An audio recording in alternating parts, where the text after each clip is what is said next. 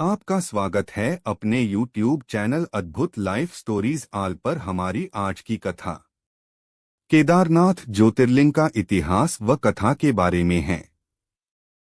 जैसा कि आप सभी को विदित है कि शिव पुराण के अनुसार 12 ज्योतिर्लिंग हैं, जिसमें से 5वां ज्योतिर्लिंग केदारनाथ है, जिसे केदारेश्वर भी कहा जाता है।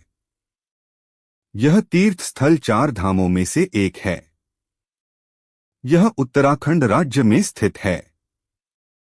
इसके पश्चिम की ओर मंदाकिनी नदी बहती है। उत्तराखंड के 4 धाम गंगोत्री, यमुनोत्री, बद्रीनाथ और केदारनाथ हैं, जिसमें केदारनाथ का बड़ा महत्व है। यह पावन तीर्थ स्थल मनमोहक पहाड़ियों से घिरा हुआ है। कुरुक्षेत्र युद्ध के दौरान पांडवों ने अपने ही गोत्र के लोगों को मारा था, जिससे शिव भगवान अत्यंत क्रोधित थे।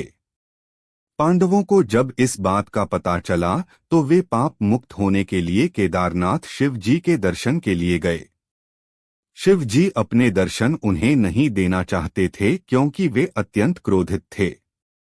इसीलिए शिव जी ने अपना भेष बदल लिया।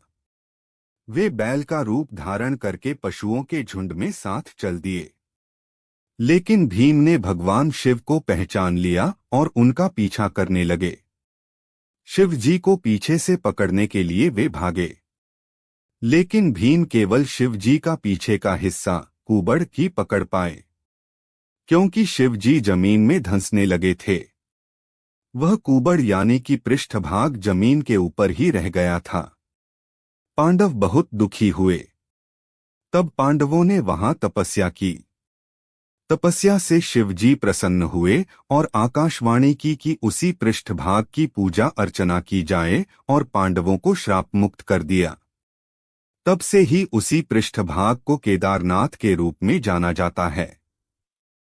मंदिर के पीछे एक कुंड है जिसे अमृत कुंड कहते हैं, जिसका जल पीने से लोग रोग मुक्त हो जाते हैं।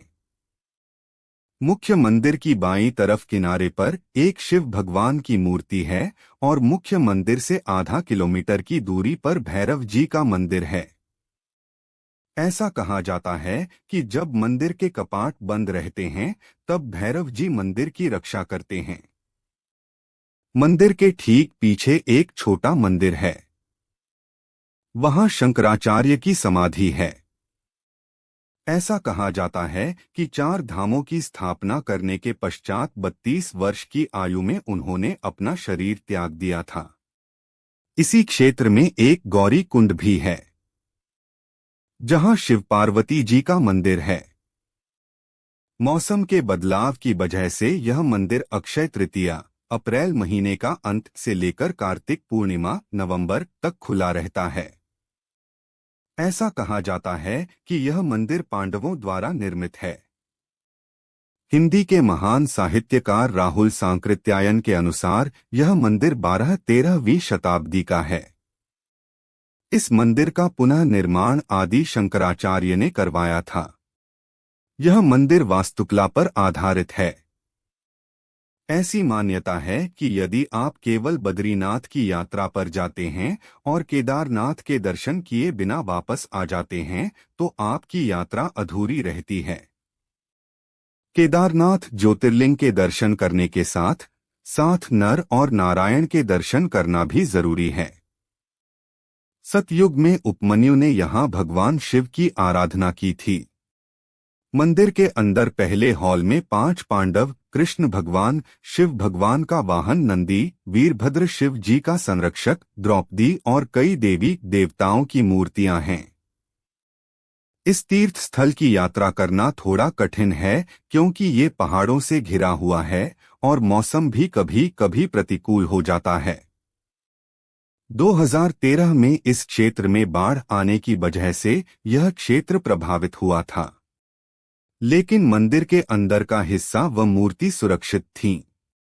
यह तीर्थ स्थल अपने आप में ही एक अद्भुत स्थान है। केदारनाथ ज्योतिर्लिंग के दर्शन करने मात्र से ही भक्तगणों के संकट दूर हो जाते हैं। यदि आपको यह कथा पसंद आई है तो आप हमारे चैनल अद्भुत लाइफ स्टोरीज आल को लाइक शेयर व सब्सक्राइब जरूर करें।